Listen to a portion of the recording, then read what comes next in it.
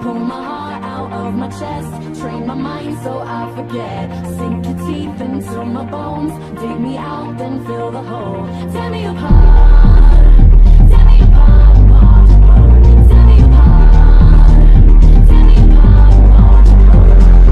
All that's left is a window to my soul. Come and get it.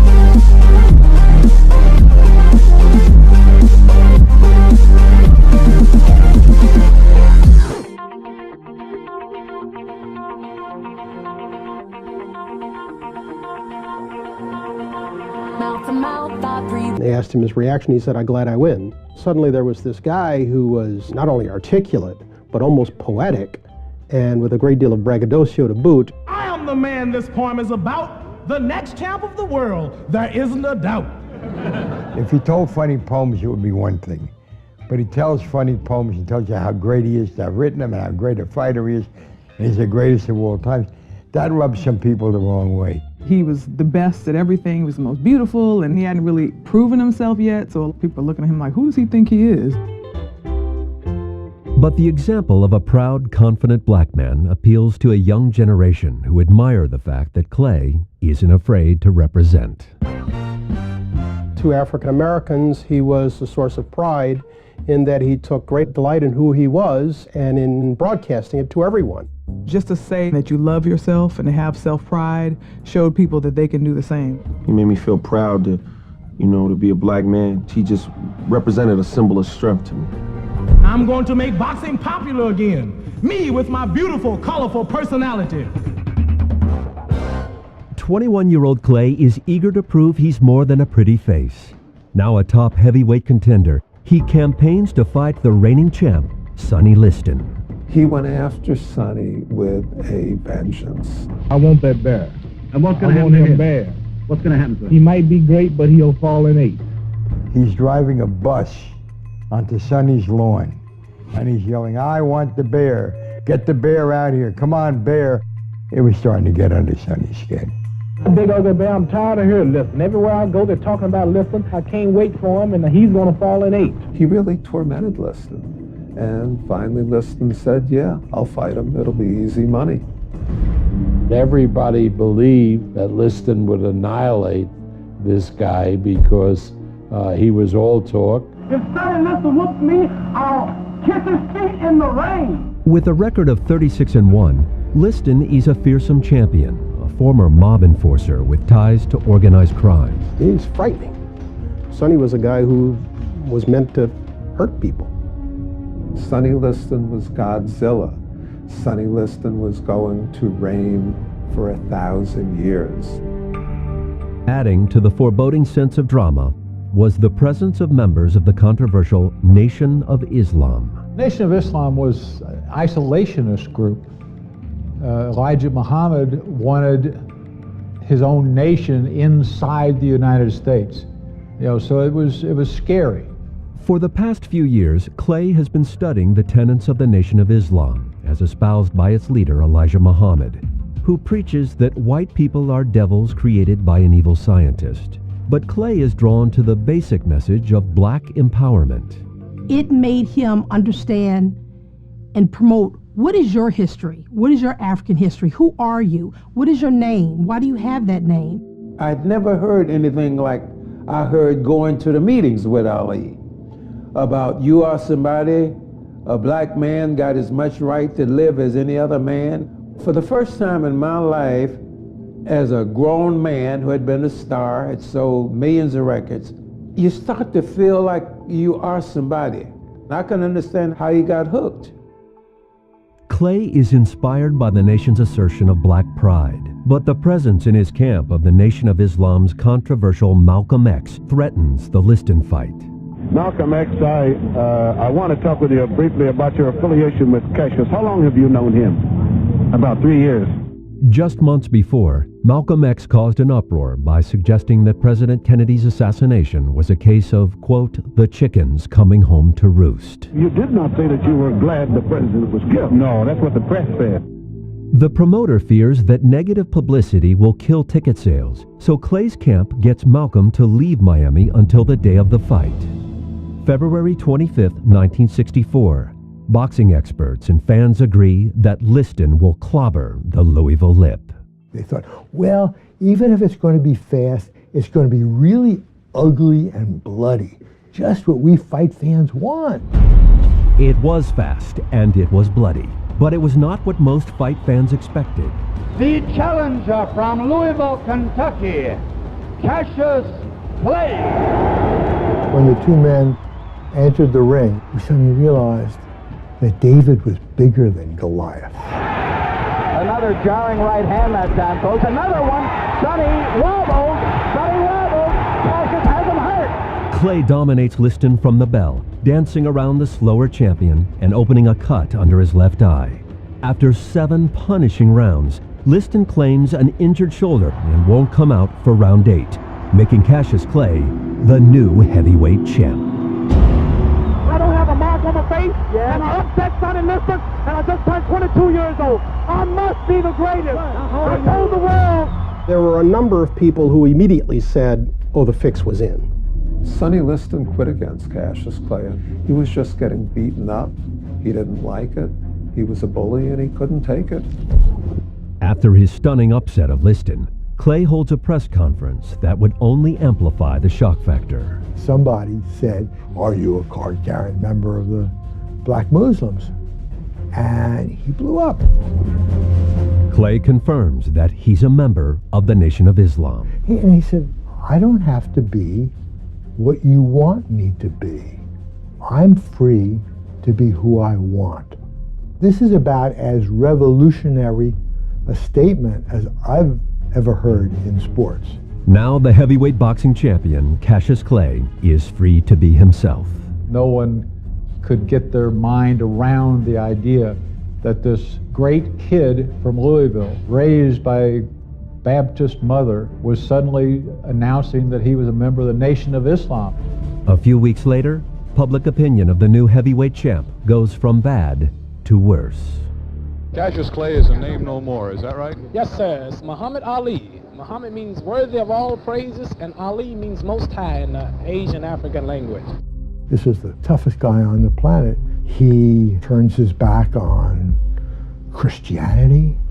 He turns his back on his family name, and it began the split between people who loved him and people who hated him. My name is Muhammad. Y'all keep calling me Cassius. I'm tired of telling you. You know you're intelligent. My name is Muhammad Ali, not Cassius. Was anybody special gave you the name? Yes, sir. My leading teacher, the most honorable Elijah Muhammad. Elijah Muhammad's influence is growing. Not only does he give Ali his new name, he introduces him to Sanji Roy, who becomes Ali's first wife in August of '64. Muhammad Ali had 4 wives: Sanji, Khalila, Veronica, and now Lonnie. I found the first wife in a strange way maybe the most interesting. She was very firmly in love with him. Their honeymoon is short-lived. We no longer had Cassius Clay. We now had Muhammad Ali, who was a member of the Nation of Islam, which made him very unpopular. It was getting very hard to find a place where he could fight. Originally, the Liston rematch was set for Boston. Then Muhammad suffered a hernia. The fight was postponed. Boston washed its hands of it. And it finally wound up in Lewiston, Maine, which is one of the few places that would take it. Then, 2 months before the rematch, Malcolm X, who had broken with Elijah Muhammad to embrace Orthodox Islam, is gunned down by members of the Nation of Islam on February 21, 1965.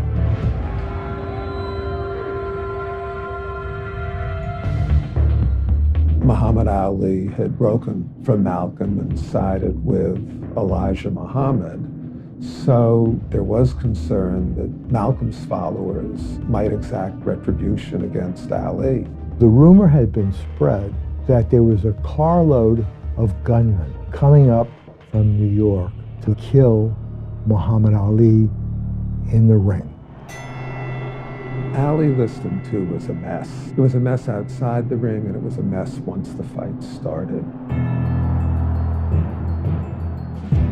Midway through round one, Ali hits Liston with a blow that would become infamous as the Phantom Punch. Did you see the punch? Did you see it? Was it the punch heard around the world? It wasn't even a punch seen around the world. The punch was hard enough to knock Liston down, but he thought Liston could have gotten up. It took about 8 seconds after 9 and 10 that the crowd began to chant, "Fix, fix, fix." Ali's second disputed win over Liston does little to win over his boxing critics. He has other critics as well. A certain portion of Black America loved him. Another portion of Black America did not love him. The Black community was divided. Those who thought integration was a great thing, and those who did not think of integration in that way, but thought of equal rights and our freedom, equality, and justice. I'm not out there marching and going places I'm not wanted. Those of us who were young, who understood our manhood, and who took pride in it, we were not asking to be a part of white America, but demanding our rights just like any other citizen.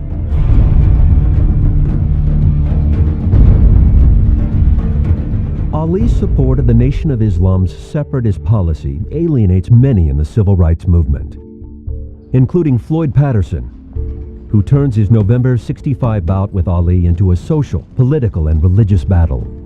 He said a black Muslim has no place being heavyweight champion in America, and that he, as a Catholic, was going to bring the title back to this country. Floyd was a nice man, but his approach was what we call an Uncle Tom approach, doing all the things that white America wanted you to do.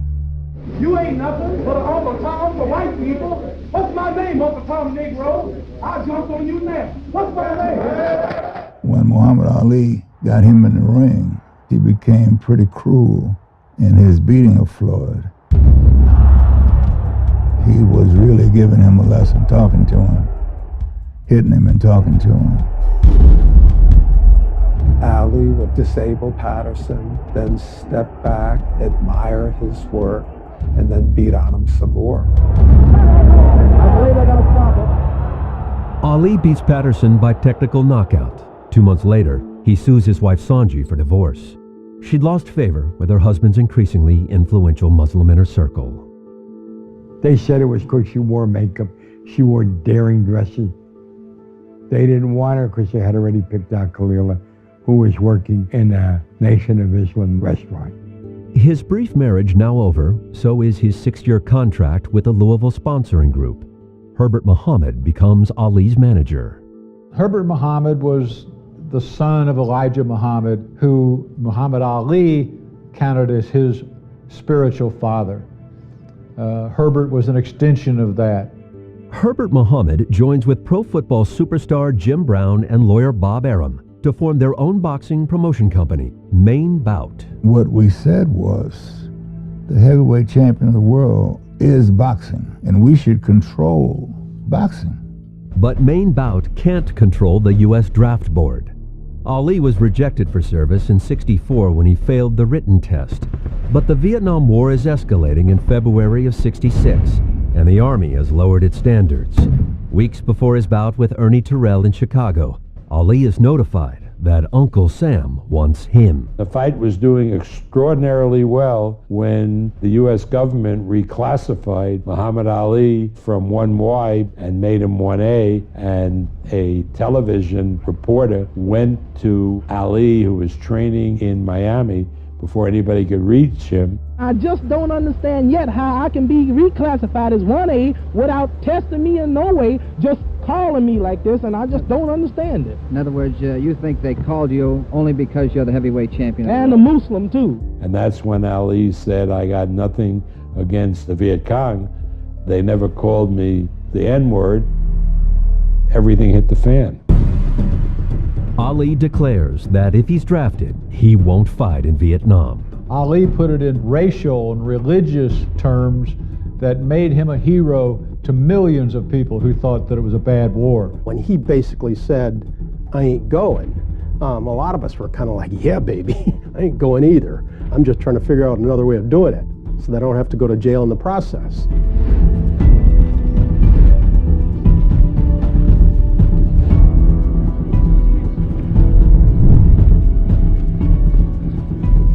Well, then you're not apologizing for the unpatriotic statements that you made.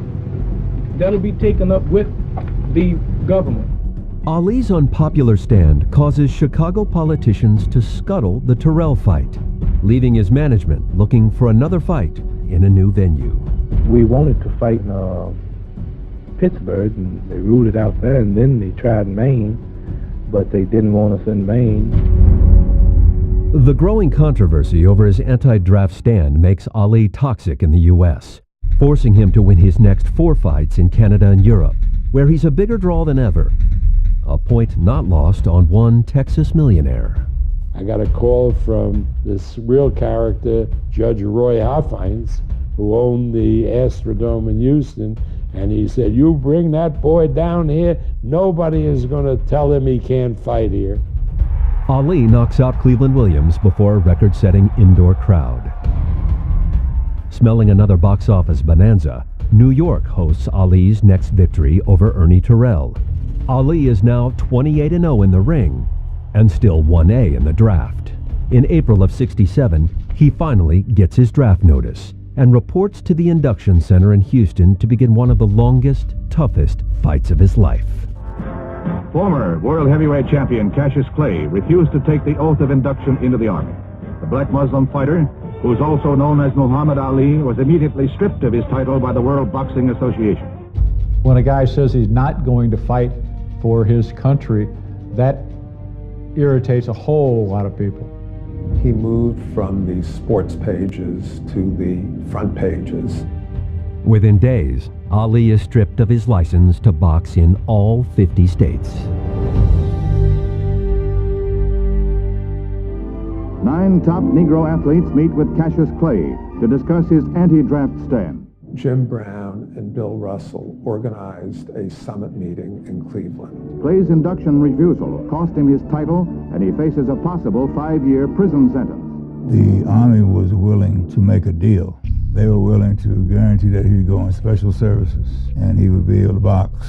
Behind the scenes, Trevor Muhammad, as a businessman, looked upon that as a possible option. The meeting started with them talking to Ali about accepting the deal. You wouldn't have to worry about being a soldier as such. You can do public relations. But Ali's attitude was, nope, don't want a deal. 2 weeks later, Ali is convicted of draft evasion in federal court. Sentenced to 5 years in prison and banned from boxing for 3 years, he remains free while his case is appealed. Whatever suffering or punishment I may have to take, it'll all be because of my religion. He was unafraid of the political repercussions, unafraid of any cultural repercussions, unafraid of losing money. He said he would probably fight again, but it was okay if he didn't. Long as he believed that he was the people's champ, that was good enough for him. A month after his conviction, Ali marries 17-year-old Belinda Boyd with the approval of Nation of Islam leaders. She fully supports her husband's refusal to be drafted. He said, I can't kill anybody.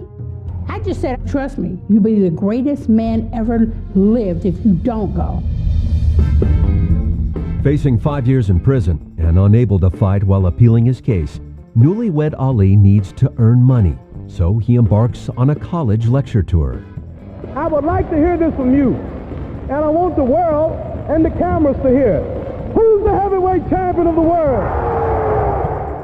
The student audiences loved his opposition to the war in Vietnam, but they were very much opposed when he spoke to them against the idea of interracial dating, against the idea of living in the same community. During those 3.5 years that he wasn't fighting, basically the only two things that he was doing was going on college campuses, and the other was being on television with Howard Cosell. What do you say to that? I predicted the fans will be angry at the experts for misleading them so much. I think that his relationship with Howard Cosell was critical to his acceptance by America. Howard had the deepest respect for the champ. Howard many times privately defended Ali and Ali's right to express himself and the right to feel the way he felt about where we were with civil rights at those times. But Howard also didn't take any punches. If he felt like Ali had overstepped his bounds, he would confront it. It was part of the chemistry of these guys. You had two gigantic egos.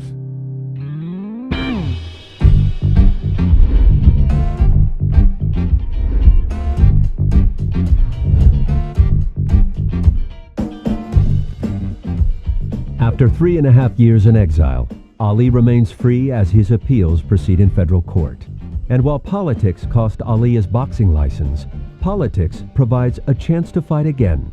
Georgia has no state boxing commission. Individual municipalities can sanction a fight. So Black State Senator Leroy Johnson strikes a deal with Atlanta's white mayor, Sam Massell. Leroy Johnson said, I want this fight to happen. I carry a lot of votes with me. Thus, Ali's comeback begins, surprisingly, in the Deep South. Here's an African American reviled around America. Suddenly Atlanta is embracing him.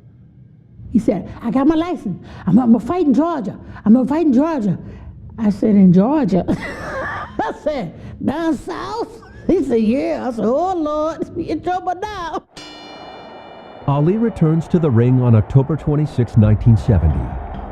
I don't believe that anybody is happier than this young man to once again step into the ring. 28-year-old Ali was stripped of his title, but he's never lost a fight, and Jerry Quarry is not considered competitive. Ali opens a cut over Quarry's eye in round 3, and the fight is stopped.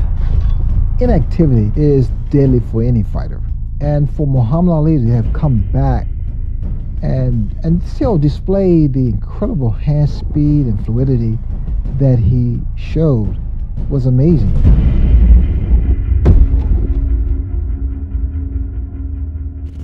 While Ali's draft evasion appeal works its way up to the Supreme Court, the NAACP sues the New York State Athletic Commission in federal court, arguing that their ban on Ali is discriminatory. Their ban is lifted. Free to fight in New York again, Ali stops Oscar Bonavena at Madison Square Garden in December 1970. It's over!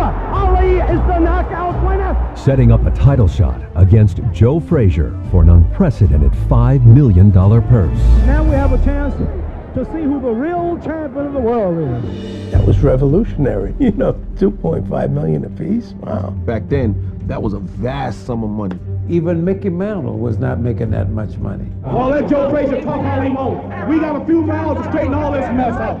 He brought people to the sport that didn't even necessarily follow boxing. They just liked Muhammad Ali. I have fixed the round that Joe Frazier will go down. You got this person who's standing up, and he's been stripped of his title. People wanted to see, who is this guy? His fights meant more than just the sport of boxing. His fights were like a fight for justice. Ali was carrying the weight of everything. I don't think it's possible to overstate how much Ali embodied the hopes, aspirations, beliefs of young people in general and young African Americans in particular. Joe's gonna come out smoking, and I ain't gonna be joking. The bout is set for March 8th, 1971. As the fight approaches, the battle between two unbeaten heavyweights becomes far more than a boxing match. Get your hands off me. If you were a liberal, you were rooting for Ali. If you were conservative, you were rooting for Joe. It was a clash of cultures. There were the people who were demanding civil rights, who were against Vietnam, and the people who thought Vietnam was right. Then damn it, we're going to put our views in the ring and settle it once and for all. March 8th, 71. The world flat out stopped. The apartment that we lived in was going crazy for that fight. We were glued to the radio.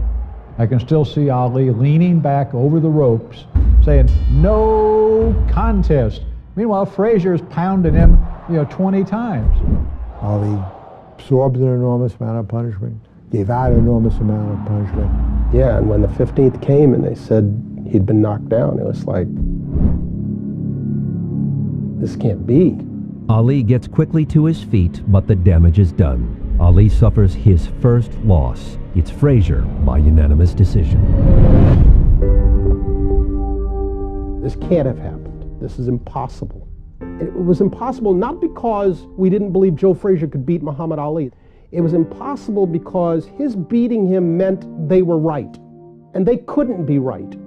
And the right-wing idiots and the hard hat guys and the ugly Americans, they were standing in the way of history. They were standing in the way of change. They were on the side of wrong. And so they couldn't be right. They just couldn't. In the first blush of defeat, Ali was gracious and elegant. He was perfect in giving Frazier credit. I've been always handing out the defeat, so now I'm defeated, and now I can see how other people felt. And when I do come back, if I ever do, I'll have more of a hunger, determination, which is something you lose in the intoxication of so-called greatness. By the next morning, he'd been robbed. He went on every late-night talk show. He convinced half of America or more that he had won a fight, and it killed Frazier. He was the only one who believed, coming out of that fight, that he would be champion again. 4 months after his unanimous loss to Frazier, Ali wins a stunning unanimous decision in the Supreme Court, which overturns his conviction for draft evasion. I mean, nobody would have believed that that could have happened when Ali refused to step forward.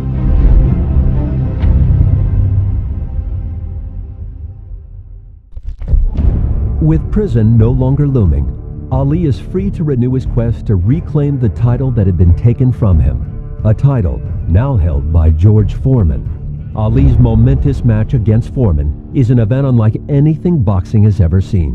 In 1974, promoter Don King and a consortium of backers make a deal with Zaire's strongman, President Mobutu Sese Seko, to host a worldwide live satellite broadcast of the Rumble in the Jungle.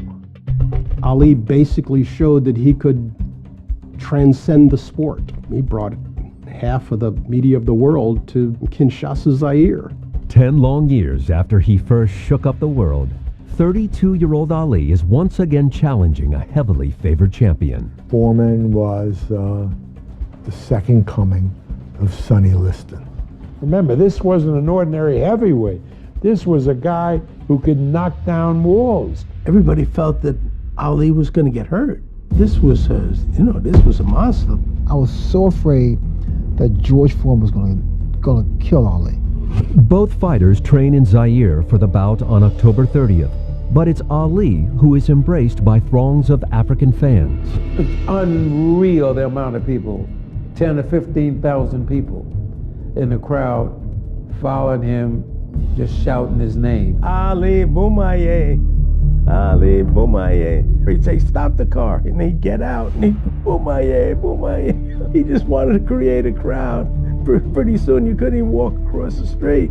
All of that worked in Ali's favor. I mean, he was playing psychological games. He's punching voodoo dolls. He's got people beating on drugs. The champ is here. The champ is here. Me and maybe one other person thought he could beat George Foreman. He believed it. He believed it. Ali's confidence isn't shared by many boxing experts. But during the fight, Ali would add rope-a-dope to the lexicon and a great new chapter to his legend. Ali stands back, ties his man up, leans on the rope. Ali goes back on the ropes, and the ropes go back more. And Foreman misses by that much. Wild left hand is not flooring. Angelo sends his corner guys around to the corners. He says, tighten the ropes. And Ali's saying, oh, leave him. Ali formed, in his mind, he formed the rope-a-dope right there and then. To take that kind of punishment from a guy like George, who knocked most guys out like they were rag dolls. I can't fathom taking those kind of blows from a guy who punches that hard. Those punches could crack ribs. How could you take this in your body? And Ali was taking it. And Foreman was punching himself out. I had predicted that Foreman was going to annihilate him. And in between rounds, when he started to wear George down, he said, hey, big fella, what do you think now? Knock George out. When Muhammad Ali put George down, he had proven that he is indeed the greatest. Ali beats Foreman. Humiliates. He stops and he says, fellas, you'll never know what this means to me. That should have been his retirement. How can you top that?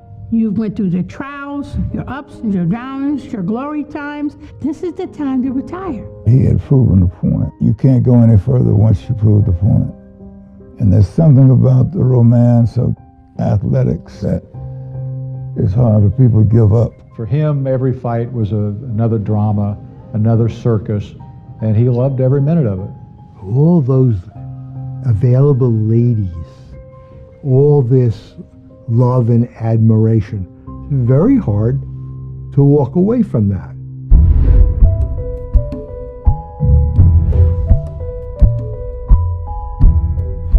When Elijah Muhammad dies in February of '75, his son Wallace leads the majority of the Nation of Islam toward traditional Sunni Islam. Ali, who has always had white men in his corner, embraces the change. Prejudice is a two-way street, you know? He was driving down one side of it at one point in his life. Not unlike Malcolm X, who had a similar journey, and he evolved. He said, whites can become Muslims. Now he says, so you can become a Muslim. And he hugged me. There wasn't any racism in Ali. Later that year, Philippine President Ferdinand Marcos plays host to the third Ali Frazier fight, the Thrilla in Manila, on October 1st, 1975. They'd been the two most dominant fighters of their time. Towards the end of their career, oh, here they are again in this big fight, and this is going to be the culmination of it all. For both fighters, it would also mark the beginning of the end. The fight took place at about 11 a.m. Manila time. Outside, the hot Philippine sun was beating down, and inside, this fight between these two great athletes was going on. These two guys was going at each other like they was going to just kill each other. They both took an enormous beating. They were both heroic that night. After 14 rounds of battle in the sweltering heat, Frazier and Ali, both mentally and physically spent, go to their corners to await the final round. That moment that you're sitting on your stool, your eyes swollen shut, or your legs are gone, you're totally exhausted. You look across and see your opponent, and he is just as in bad shape as you are. All of a sudden, your mind and your heart says, "That's ready to go." And either you answer yes or no. Most guys say no. The special ones say yes. Ali was the one who said yes. Joe couldn't answer the bell, and Ali just passed out in the ring. He said it was the nearest thing to dying.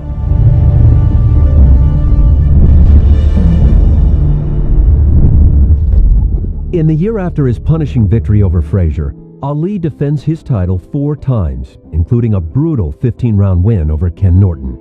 His longtime ring doctor, Ferdy Pacheco, sees the writing on the wall. Pacheco went to Norton's locker room and told him, "Congratulations, you just ended Ali's career." Norton had lost, but Ali was physically beat up.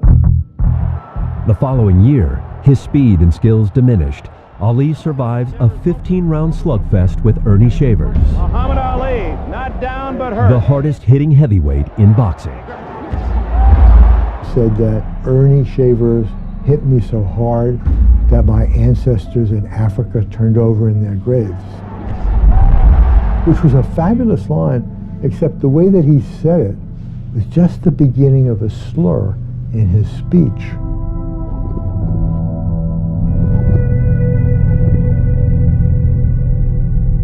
In February of '78, Ali loses his title to Leon Spinks, a novice with just 7 fights under his belt. But he's not done yet.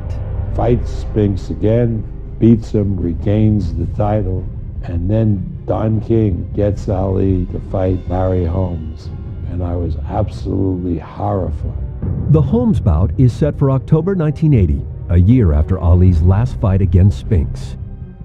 His deterioration is evident. Even to those of us who never looked at Ali with clear eyes, it was clear that he was done.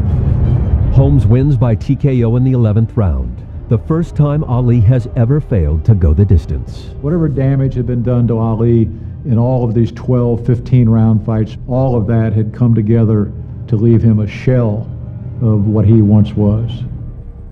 A year later, Ali steps into the ring one last time to fight Trevor Berbick on December 11, 1981. The whole family went, and up until the fight, we were begging him in his hotel room, "Don't fight, you don't need to do this anymore." After the loss to Berbick, Ali finally calls it a career. It's hard to tell a champ that it's time, it's over, because we always believe we can always win that fight. Ali fought. That's what he did. And we who loved him really had no say in it and no right to say, "No, we don't want you to fight anymore because it ruins our memory." Well, he had a right to say, "I will choose when I'm going to leave it." And he did.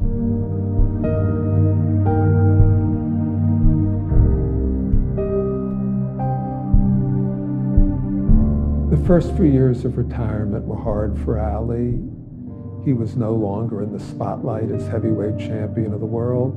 But the worst thing was that the Parkinson's syndrome was becoming clearer and clearer. When you stay in the ring too long, it's going to really start wearing down on you, and that's exactly what happened to my father. Ali's Parkinson's syndrome is made public in 1984. It's really hard for me and everyone else to see a man who used to be so great with words. Now that's one of the things that he can't do. It's a sad thing because you wonder what he would be saying now. We need that Louisville lip because there's nobody speaking for African Americans or Americans like Ali spoke. That voice just isn't there. When Ali stopped really talking in public and really doing his whole Ali thing, he has said so much that it still echoes. I have enough inside here and inside here to replay it for life. We're in a hotel room in Las Vegas at an event, and this is like 90s, so the Parkinson's he can still walk, but he's talking very soft. And he goes, I want to make it to heaven, and I wasn't a perfect person, and this Parkinson's shut me down. I can't do nothing wrong now, But he said, I'd rather suffer now than in the hereafter. By 1986, Ali is 5 years into retirement and on his 3rd marriage. He and his second wife, Kalila, were divorced in 1975. He was doing a lot of cheating. He's weak for women. I just didn't know how weak he was. Ali's next marriage to Veronica Porsche would last 10 years. My father would say he was the best Muslim he could be, given that he was this gorgeous Adonis boxer that all the women loved. In the summer of '86, Ali and Veronica are divorced. Later that year, he marries his 4th wife, Lonnie Williams, who he first met in Louisville back in 1963.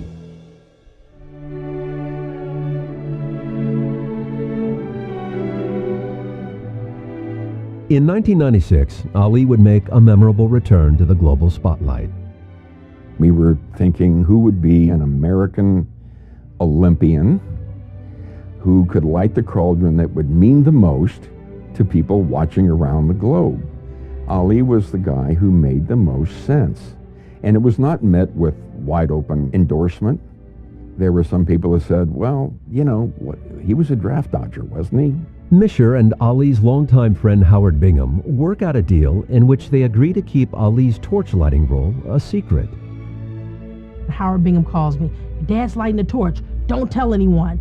Just call your sisters and brothers. And I'm in a control room at the bottom of the stadium with 26 cameras and, you know, directing the world feed. But even down there, in the bowels of the stadium, I could hear what was going on up there. And I never dreamed that it would be that strong and that powerful. You know, when my father gets nervous, he shakes more. So he's shaking the torch, and I'm like, oh, Lord, Dad gonna burn down the stadium. There was a part of me saying, oh my God, look at Muhammad, feeling sorry. But then there was the other part of me said, for God's sake, that's Muhammad Ali. To have predicted in 1967 how much Ali and his personality would resonate around the world 20 or 30 years later, there were a lot of people that would have said that will never happen. The transformation of Ali from the most hated man in America to this beatified Ali of today was complete reversal. But those of us who believed we were in the right back in the 60s, this simply validates it. That, hey, you finally came around. You know, you couldn't stop the march of history. He saw where it was going. He pointed the way. You hated him for it, but you couldn't stop it. Ali is awarded the Presidential Medal of Freedom in January 2005. Later that year, the nonprofit Muhammad Ali Center opens in downtown Louisville, not far from where his bike had been stolen over 50 years before. His legacy is that when you believe in yourself, no matter what the odds are, if you're on the right side of history, and if you perfect your craft, you can accomplish anything. He stood up on a level that nobody else stood up, and he had a platform that no one else had, risking his personal success and his personal wealth to basically tell the truth. People today are fond of saying, yes, Muhammad Ali stood up for his principles, but there's been a determined effort to wipe away cognizance of what those principles once were. Don't wipe out the memories of what Muhammad stood for in the 1960s. Take it, build on it, and show how Muhammad Ali and America both changed and came together in the end. He was no